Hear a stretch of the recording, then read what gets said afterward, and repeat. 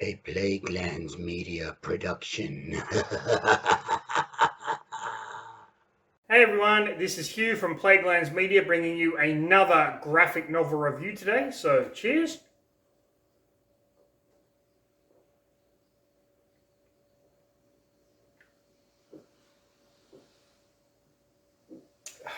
Okay, so today I am bringing you Volume 3 of Preacher, Proud Americans. This one continues the story where it left off at the end of the last volume, with Cassidy being taken by the Grail to Masada and Jesse and Tulip deciding to go after him, although it is bookended by two stories, one featuring Jesse's father and the other one giving you a bit of a backstory about Cassidy. Now, if you haven't read Volume 2, or if you have no fucking idea what Preacher is, I urge you to go back and watch the two videos that I have uploaded already on Volume 1 and 2 of this series. But if you want to know what the fuck is going on, and yes, this does get pretty goddamn wild, I will admit, then you know what? By all means, sit back, take a drink, and just enjoy the next episode of... Read a fucking book. Read a fucking book. Read a fucking book. People. Okay, so this is Volume 3 of Preacher, Proud Americans by Garth Ennis, art by Steve Dillon. Once again, I will say that the art in this is very divisive, as is some of the writing. You might be offended, you might not. That is entirely up to you. I've had this book for a long, long time. My great, great friend, Mr. Ian Van Gammett, kept it safe for me when I moved over here to South Korea, and you can see it has survived the transition very, very well. We have the introduction, of course, and we have the first story, which finds Jesse Custer sitting in JFK Airport, waiting for his flight to Masada from the last issue where Cassidy has been taken by the Grail. And he happens to be sitting next to this man called Baker, who has the same lighter as him.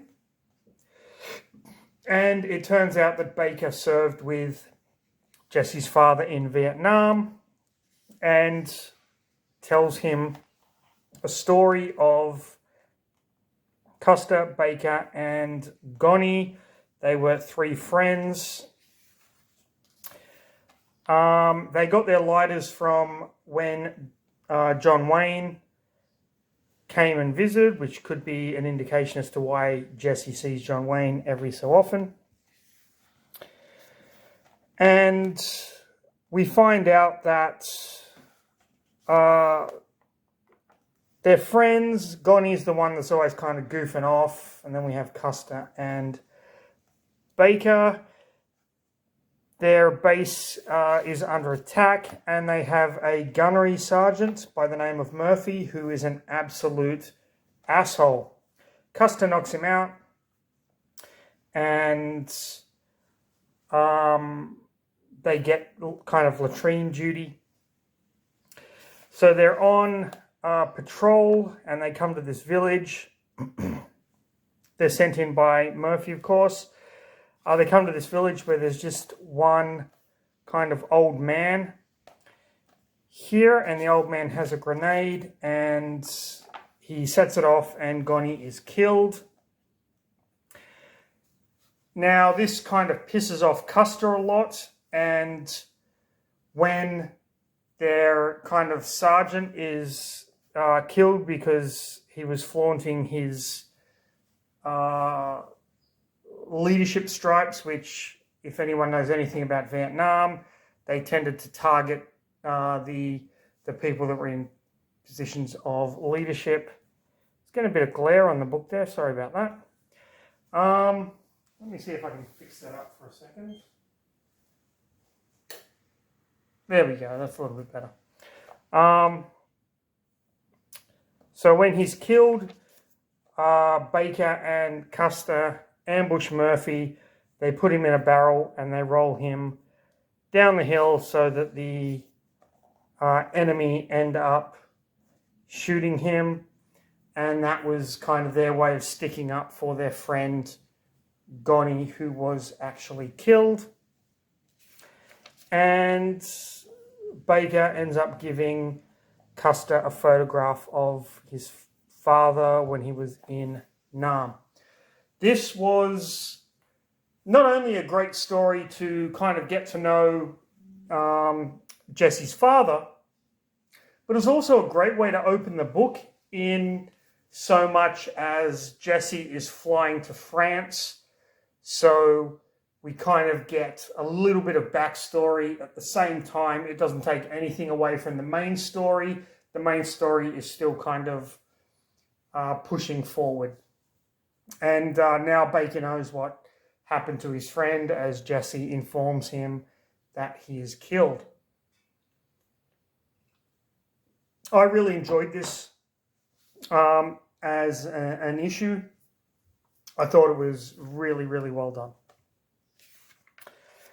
Okay, again, these covers are just fucking awesome. I really, really, I don't regret not buying every issue like as a single issue, because today I really wouldn't have them. There's no room or anything like that, but I'm so appreciative that they put the covers in the actual graphic novels so we get to enjoy them. So we have an aircraft carrier and a fighter plane, and then something hurtles out of the sky, narrowly missing the plane in the form of an angel. Who could it be or what is going on? We don't quite know yet. Will we find out? Of course we'll find out. This is Garth Ennis. So then we go to the White House, where the president has just been alerted to what has happened, and he calls the Grail and informs the Grail of what has fallen out of the sky. In France, Jesse and Tulip appear to be kind of testing a car. They end up stealing it because that is what they used to do back in the day. And they just go in their merry way. We find out that her star, this gentleman here, has an ally within the Grail, and he is going to betray the head of the Grail, this gentleman called the Allfather. The two Adelphi that have been banished to Earth because of the escape of Genesis. Again, if you have no idea what I'm talking about, please go back and watch the first two videos. The story will make a whole lot more sense. Living up on Earth in a casino when they are confronted by the Saint of Killers. Of course, they freak the fuck out because the Saint of Killers is the Saint of Killers. He pisses his pants there. And he gets information on where Jesse could possibly be. Cassidy, in the meantime, has been tortured. They think that he's dead. He's a vampire, so he's not. And he kind of wakes up and goes on his little kind of killing spree. And of course, her star kind of realizes what is going on. Tulip and Custer are looking for a hotel. In the meantime, Star is having sex with a prostitute, but he just can't seem to kind of get it on because he keeps seeing the face of Bob. Again, I'm not going to go into detail about this. Please go and watch the second video. That whole story will play itself out, but it was really fucking messed up.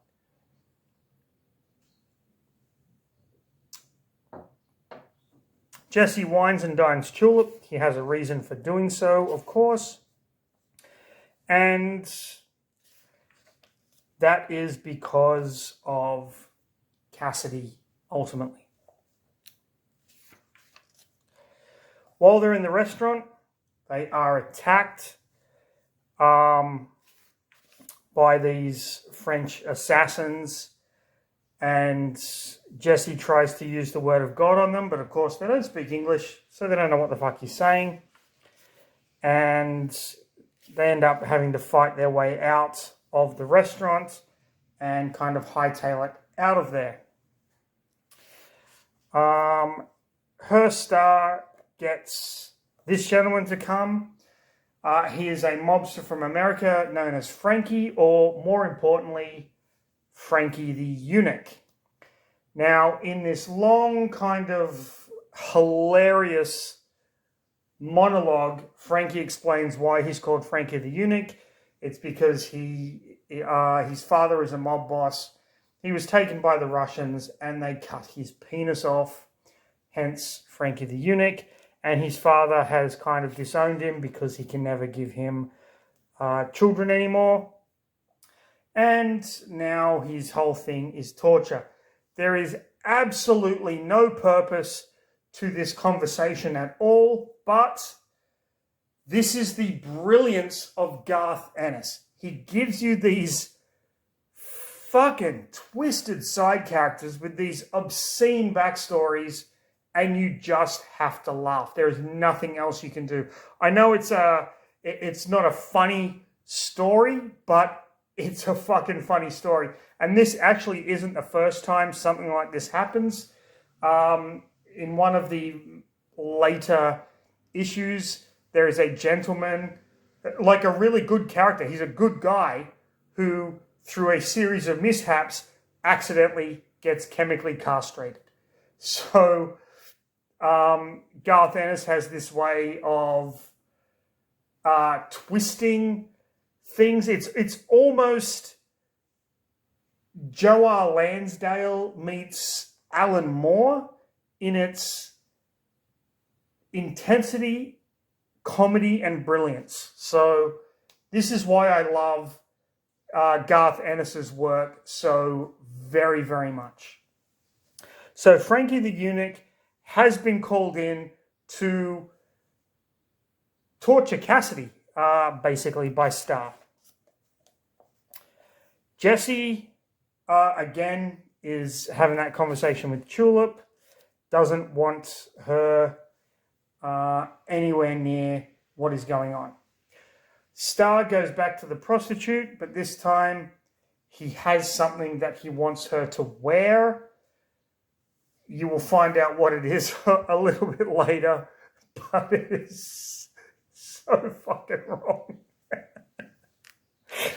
Okay, so Cassidy is in the room. Frankie the Eunuch is up above, like he's in the arena and he's kind of up on the top part, and he just basically shoots Cassidy apart. Star is feeling good after his encounter with the prostitute. I'm sorry, but it just is hilarious.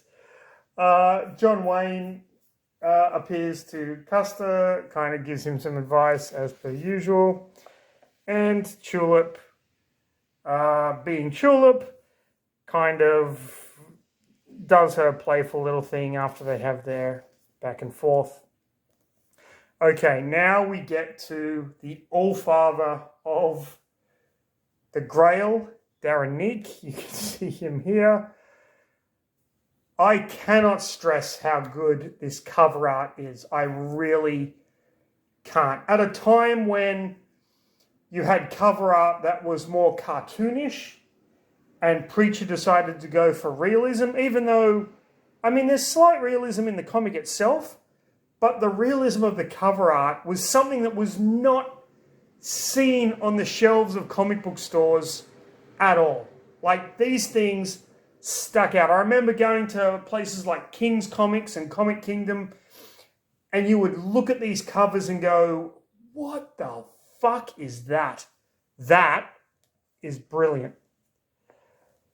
So we have this ship. And, of course, the Saint of Killers is on it. And he is heading for France. Of course he is. Because this is Preacher. And why the fuck not? At this point, Plaguelands Media fans and viewers, I sincerely hope you are enjoying these Preacher kind of abridged stories as much as I am, because I am loving this series all over again. I cannot tell you how much joy I am getting each week reading these graphic novels that I literally haven't read in over 17 years. And I'm reading them again and just absolutely falling in love with these characters and with Garth Ennis. I mean, I've got the Garth Ennis Omnibus Punisher Max Volume 1 sitting on my desk right now, waiting to be read and reviewed for all of you. So thank you so much to all of our subscribers, because without you, I wouldn't be doing this. Plaguelands Media wouldn't have this channel. We wouldn't be working on what we're working on. So I'm just going to cut this here and go, thank you very much, everyone. It is so appreciated that you watch the videos, that you subscribe to the channel, that you back our Kickstarters. Another one coming, more on that later. But yeah, we have this plane landing in France. As it lands, the wheel comes off. I wonder why. Oh man, I shouldn't be laughing at this, but I'm going to. Star is there to meet whoever is on the plane, and it's the All-Father. The All-Father is so large that he cannot actually move of his own volition. He has to get people to come and carry him. He's there because he believes they have Custer, when in actual fact they don't. One of the soldiers falls and the All-Father flattens him. Of course, Star kills the soldier, not out of punishment, but because if that soldier lived, the All-Father would have punished him far, far worse. This was a mercy killing.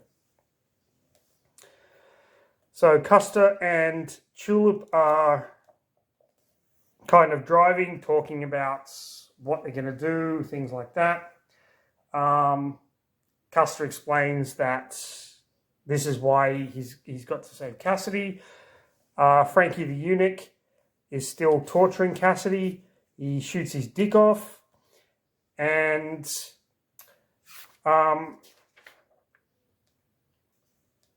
we hear in this panel, I'm the Messiah, humpity-doo, humpadoo. And her Star says, oh my God, he bought the child. Okay, this is the child. Now, this is going to sound really weird. I'm going to kind of explain this to you very quickly. This is the bloodline of Christ that the Grail has funneled down, keeping it 100% pure through incest over the years. And now we have the Messiah, who is basically, this is their word, this is not my word, okay? A retarded child. This is their word again, not my word. Star has a ally in the Grail and explains this all to the ally. The ally is like, when I signed up with you, I thought you were fucked up. I will never doubt you again. And Tulip wakes up with a letter from Jesse saying, Ritz-Carlton, New York City, a week from Friday, if only so you can kick my ass. Love, Jesse. He has basically snuck out and left her. Star comes to the Allfather while the Allfather is eating this huge dinner, and every so often the Allfather stops to vomit on himself to make room for more food.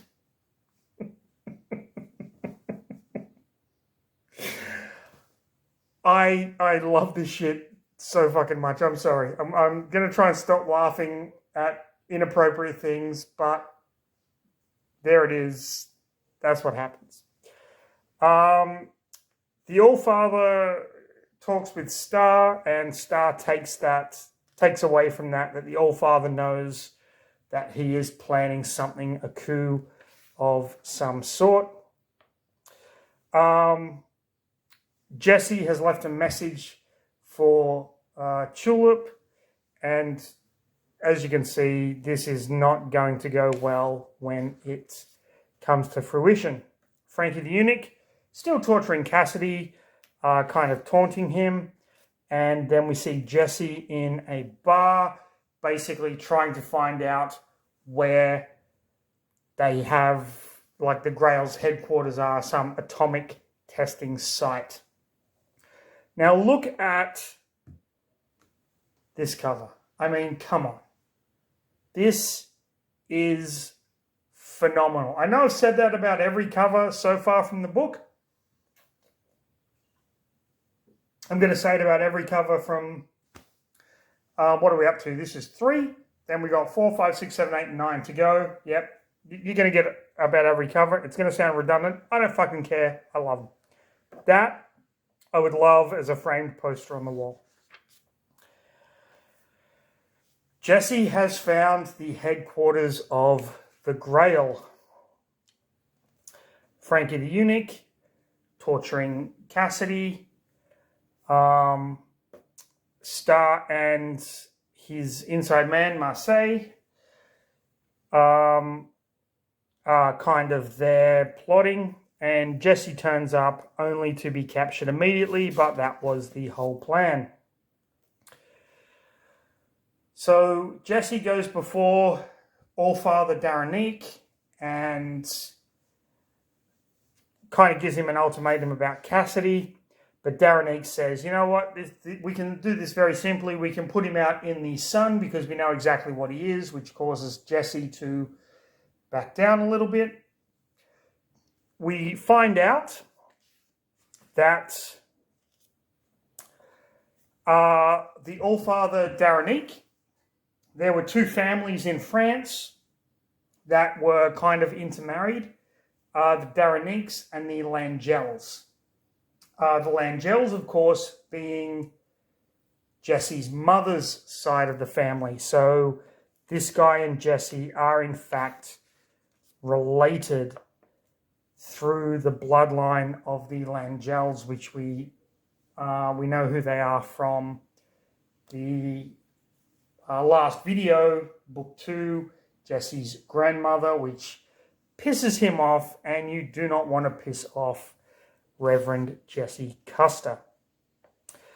Daranique calls for a fight to the death between him and Daranique's champion, which is her Star, and it's going to be with knives. So Jesse gets a knife, Star gets a knife. Now Star is trying to talk to Jesse like, hey, I can fucking help you.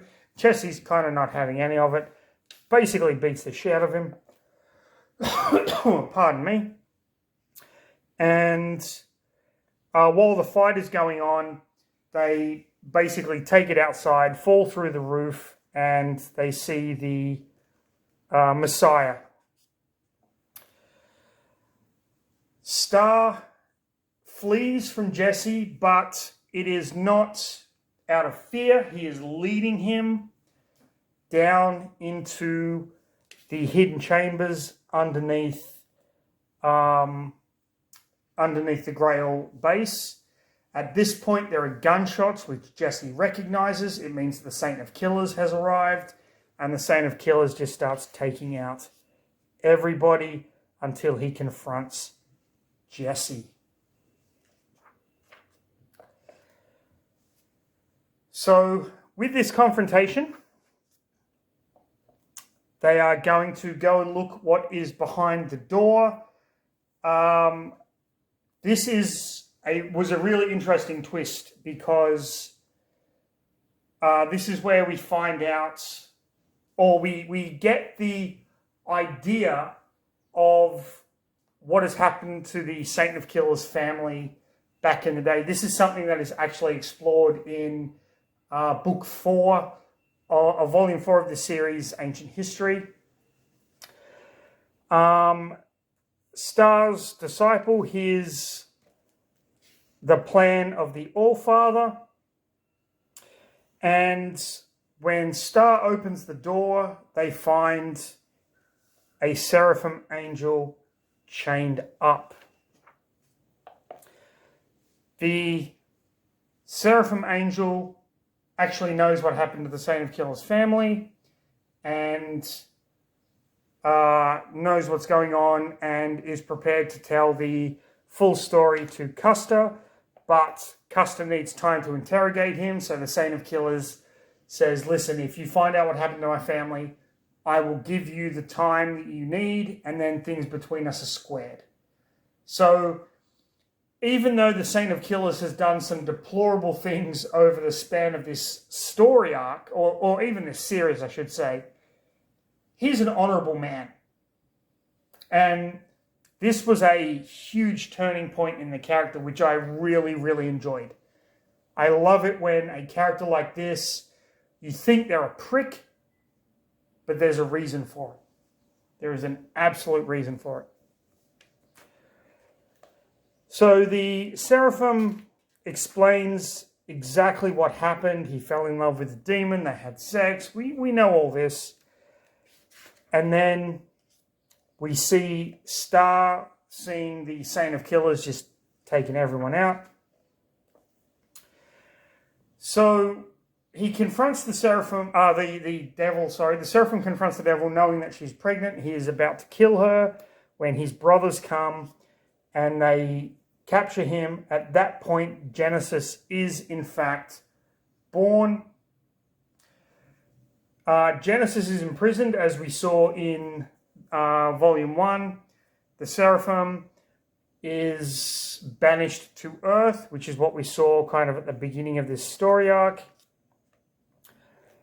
And we get all of the soldiers that, like, the All-Father is basically telling the soldiers, just go in there en masse. And Marseille, Star's friend, takes the Messiah hostage and is prepared to blow his brains out. Custer reveals to the Seraphim that God is in fact on Earth, and the Seraphim freaks the fuck out. Like, he is shitting his proverbial angelic pantaloons.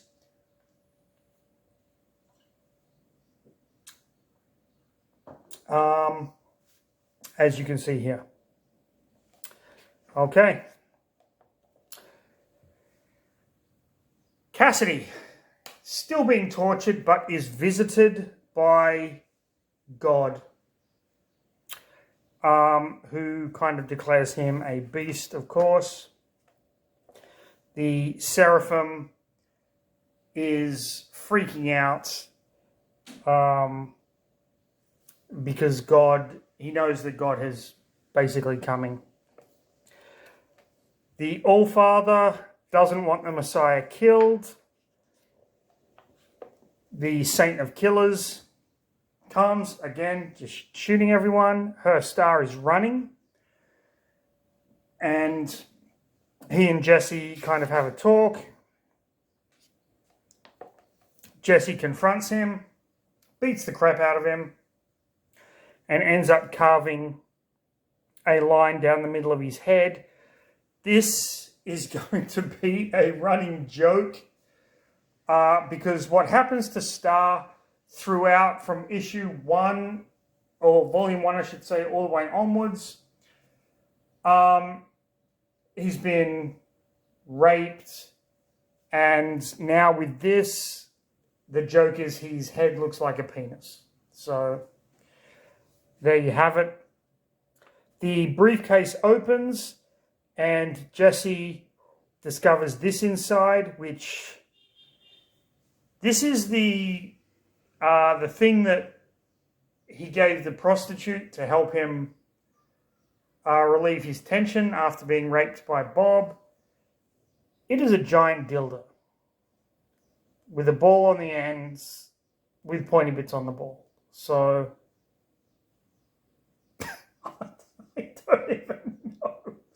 I don't even know what to make of that. He gets away. The Seraphim is confronted by God. God promptly kills him. The All-Father is leaving. He's making for the helicopter. He leaves behind the Messiah.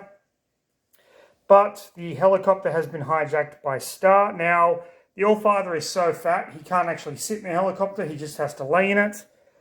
And Star causes the helicopter to tilt, causing the All-Father to fall out and, of course, to land on the guard and the Messiah.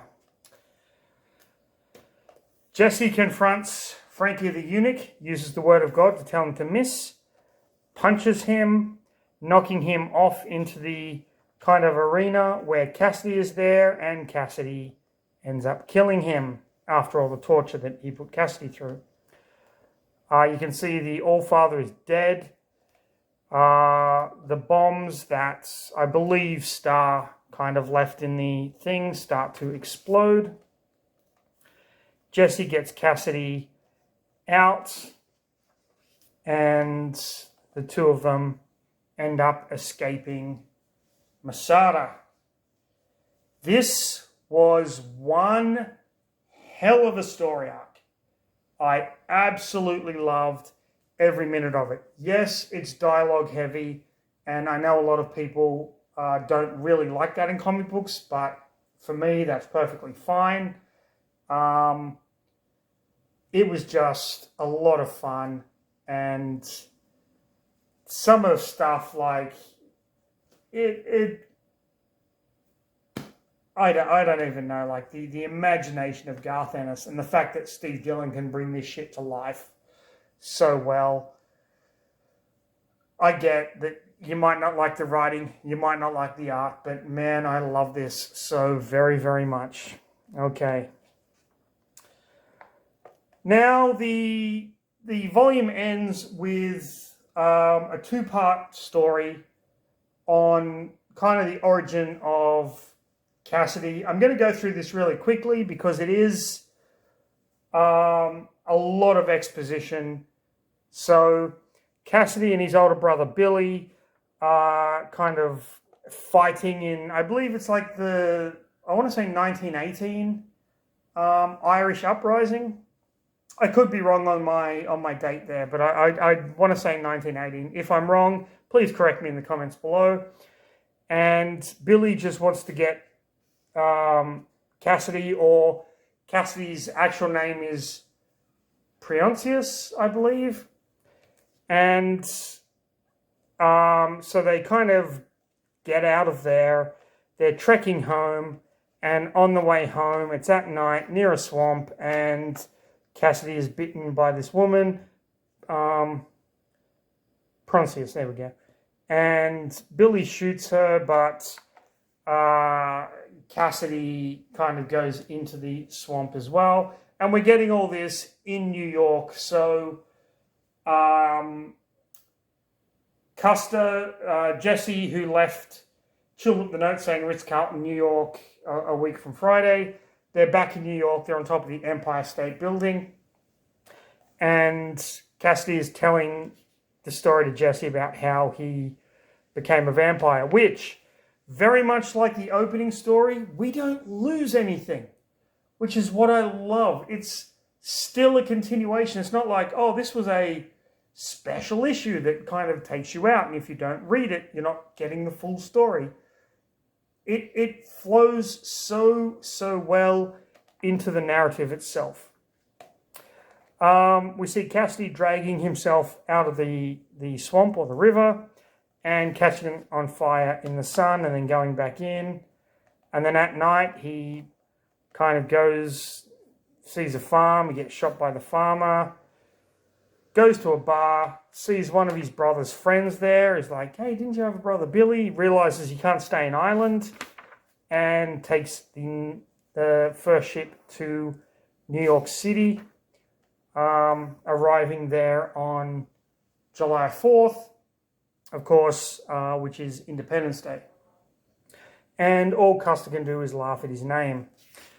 And then we get this story of how he makes friends in New York and has to actually watch them kind of grow old and die, and that kind of weighs heavily on him. Seeing them all while he is like still looking the same as he did. But ultimately he comes to actually love New York City, and that is where the story ends. You can see in the last two, there's not a lot of action. It's mainly dialogue. They are still really, really good stories. So, pardon me, Preacher, Proud Americans. Absolutely loved this book. The next book in the series, book 4, which is called, I believe, American History, are the special issues. So the next book deals with, like, we get the stories of the Saint of Killers, Arseface, and I believe Jody, and maybe TC, which we saw in Until the End of the World, before we move back to the storyline of Jesse Custer hunting down God for leaving heaven after the birth of Genesis. I am, as I said, loving this series. I hope you are too. It is just phenomenal. So, if you enjoyed this video, please like, subscribe, hit the notification bell so you don't miss any videos that Playgrounds Media puts out. Tell your friends. We are so close to 500 subscribers. And if we get to 500 subscribers, I promise you, I will review possibly the most offensive book I can find. I'm not going to tell you what it is. Some of you might already know. I have it on my shelf. I am not joking. I will review it when we hit 500 subscribers. So that is your mission. Go out and recruit. Until then, of course, everyone, stay safe. Have a fantastic rest of your day. Take a drink, preferably a Korean beer, which I'm going to do right now. And of course, read a fucking book, people.